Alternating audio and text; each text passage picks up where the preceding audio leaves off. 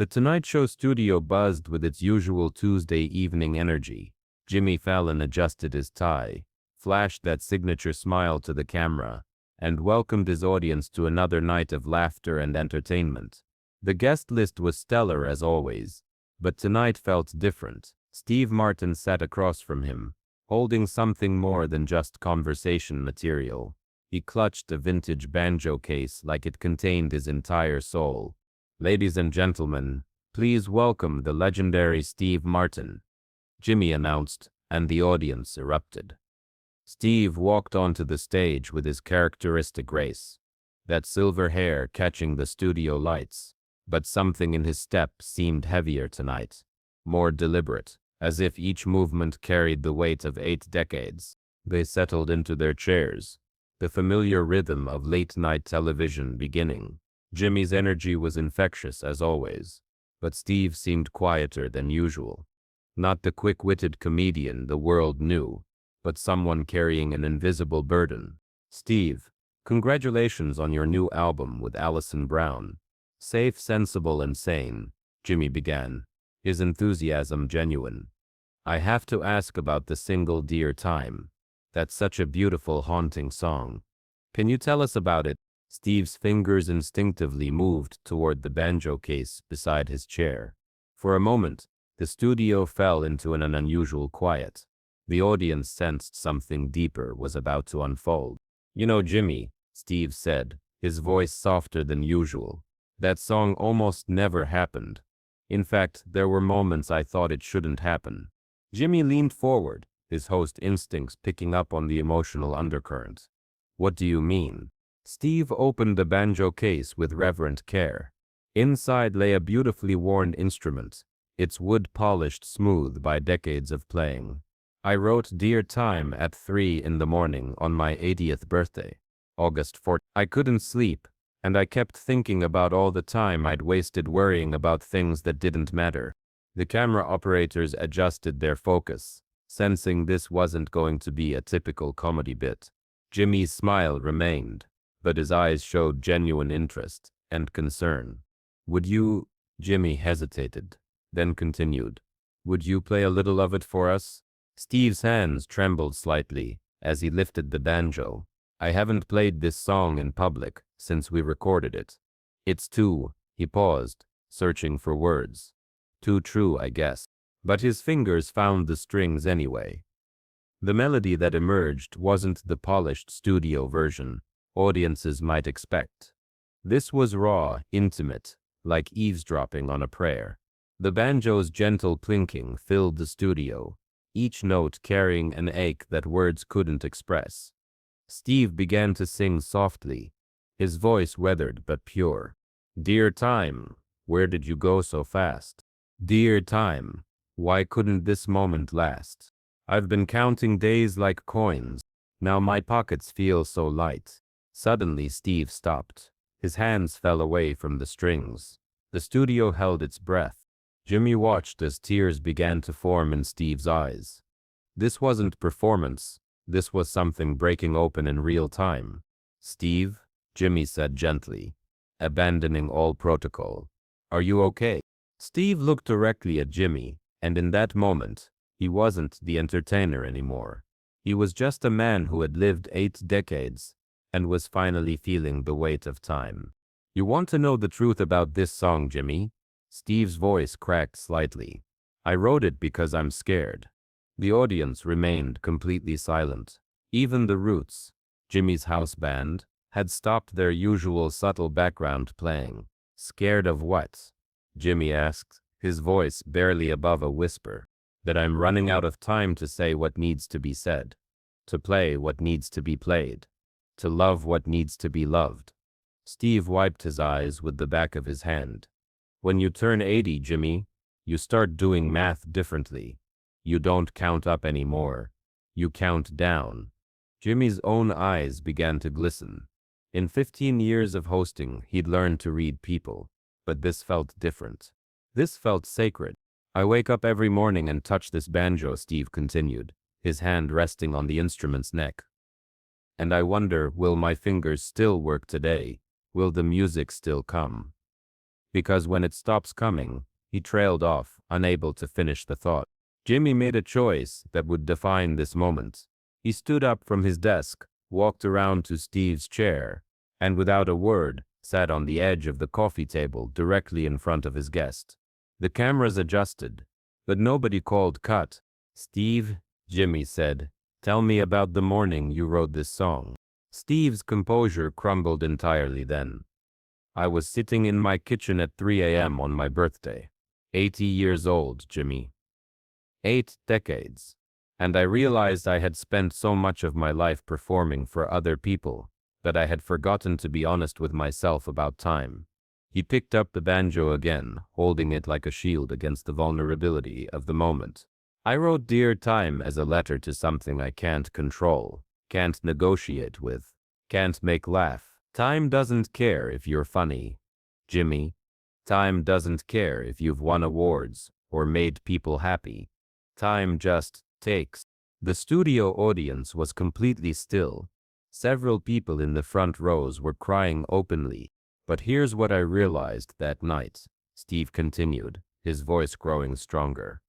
"The song almost didn't happen because I was afraid it was too sad, too honest.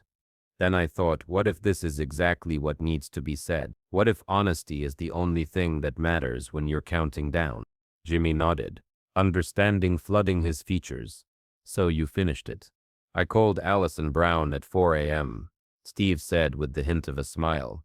"Woke her up, played her the song over the phone. You know what she said?" "What?"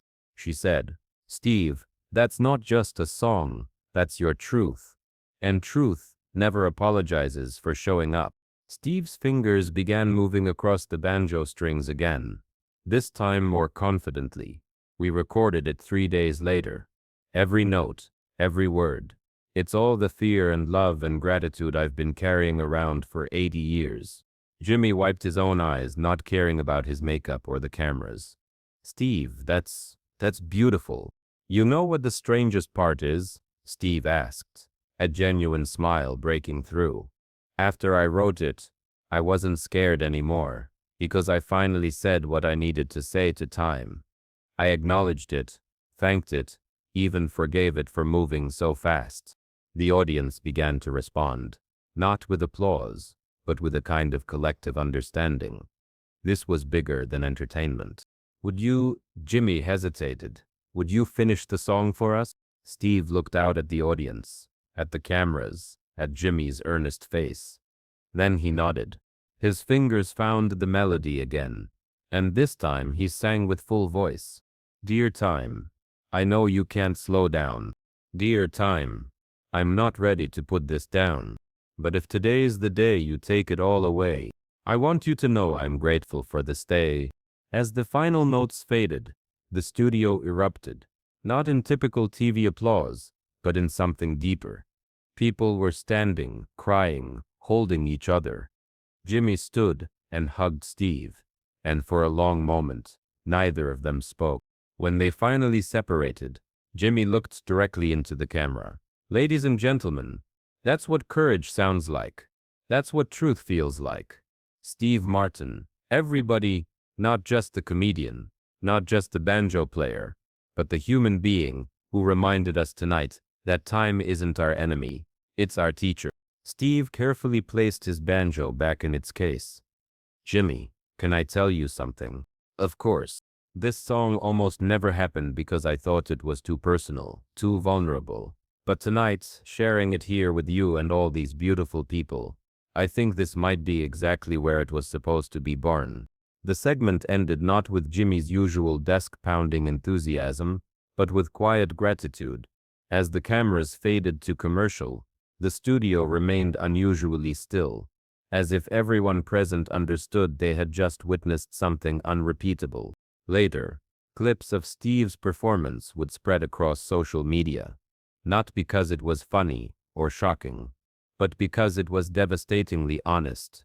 Viewers shared their own stories about time, about aging, about the courage to be vulnerable in a world that often rewards only performance.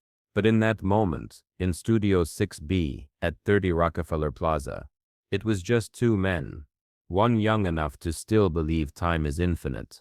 One old enough to know it isn't. Sharing the kind of truth that transcends entertainment and becomes something holy. The banjo case closed with a soft click, but the echo of honesty would linger long after the lights dimmed. But the story didn't end there. As the show wrapped and the audience filed out, many lingered in the hallway, still processing what they had witnessed. Production assistants, usually focused on the next segment, found themselves standing quietly, some wiping away tears they hadn't expected to shed. Jimmy walked Steve backstage, his usual post-show energy replaced by something more thoughtful. "Steve, I have to ask you something," he said as they reached the green room. "Have you shown that song to your daughter?" Steve paused, his hand still on the banjo case handle. "Mary? No, actually, I haven't." His voice carried a note of surprise, as if he'd just realized this himself. "Why not?" Jimmy asked gently, settling into one of the plush backstage chairs. Steve sat across from him, suddenly looking every bit of his 80 years. "Because I think she'd understand it too well. She sees me differently than the world does. Jimmy, to everyone else, I'm Steve Martin, the comedian, the banjo player, the guy from the movies. But to Mary, I'm just Dad, and sometimes that's more frightening to disappoint." Jimmy leaned forward. "What do you mean?" "When you're a father," Steve continued, "you spend so much time trying to be strong, to be the one who has answers, who doesn't worry about time running out. But writing that song, it was admitting that I'm just as scared and uncertain as anyone else." The conversation was interrupted by a soft knock on the door. Jimmy's assistant peered in. "Sorry to interrupt, but there's a woman here who says she's Steve's daughter." Steve's eyes widened. "Mary, here." A moment later, a woman in her 30s entered the room. She had Steve's eyes and his gentle smile, but there was something urgent in her expression. "Dad," she said, her voice thick with emotion, "I was watching from the green room monitor. I heard the song." Steve stood slowly, uncertain. "Honey, what are you doing here? I thought you were in Los Angeles." "I flew in this morning to surprise you," Mary said, tears already streaming down her face. "I had no idea you were going to." "Dad, why didn't you tell me you wrote that song about being scared of time?" Jimmy instinctively started to leave, sensing this was becoming a private family moment, but Steve gestured for him to stay. "Because," Steve said, his voice breaking, "I didn't want you to worry about losing me when I'm still here." Mary crossed the room in 3 steps and embraced her father.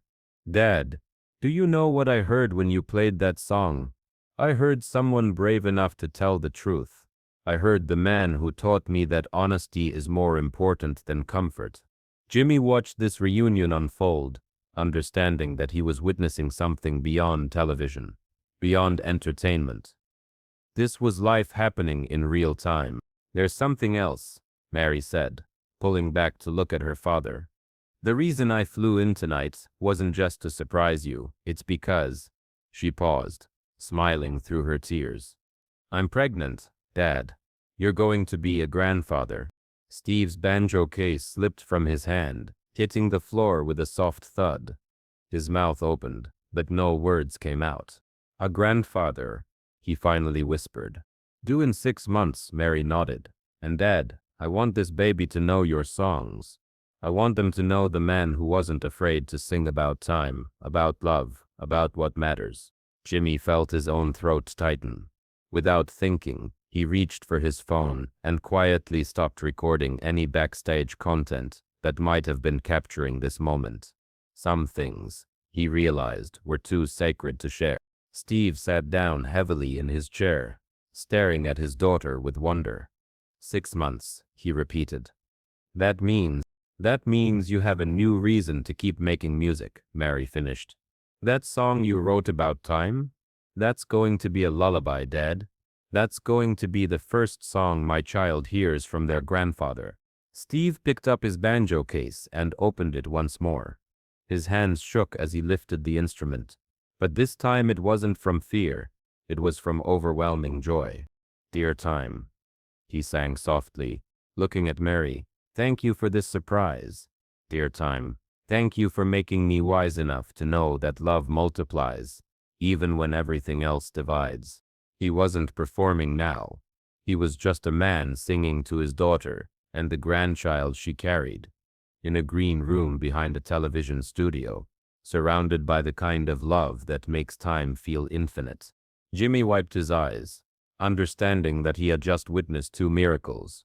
First, Steve's courage to be vulnerable on stage, and second, the universe's perfect timing in delivering hope exactly when fear had been given voice. You know what this means, don't you? Jimmy said, his voice thick with emotion. Both Steve and Mary looked at him.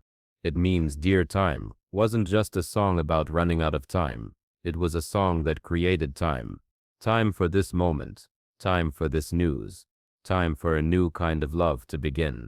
Steve nodded, understanding flooding his features. The song that almost never happened just became the song that had to happen.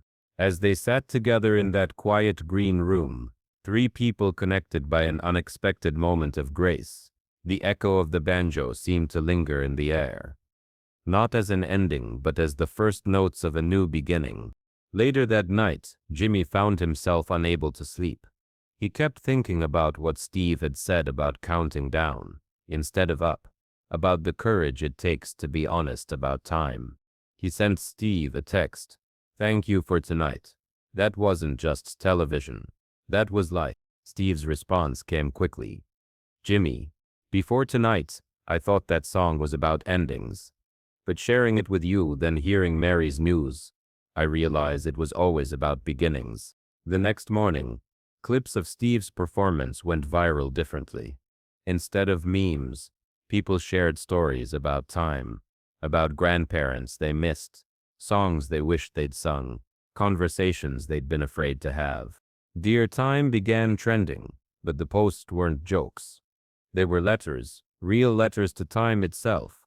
Parents writing about watching children grow.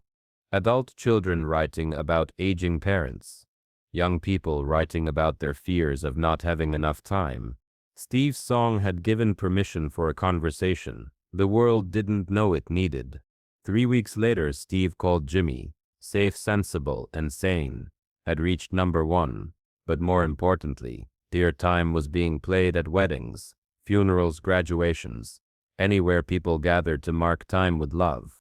The most beautiful part, Steve said, I'm getting letters from people saying they called their parents after hearing the song. They had conversations they'd been putting off. Jimmy smiled, understanding that what happened in Studio 6B had rippled outward beyond their imagination. Steve, Jimmy said, I think you were wrong about one thing. You said time doesn't care if you're funny or if you've won awards. But I think time cared enough to make sure you wrote that song, shared it, and received your daughter's news all in the same night. There was silence, then Steve's voice. You know what, Jimmy? Maybe Dear Time wasn't a letter of complaint. Maybe it was a prayer of gratitude that finally got answered. The story became legend in late-night television, not because of ratings, but because it proved authentic connection could still break through the noise. Sometimes the most powerful performances happen when performance stops and truth begins. And in Los Angeles, Mary Martin placed her hand on her growing belly and hummed a lullaby her father had written to time itself, knowing some songs are worth carrying forward.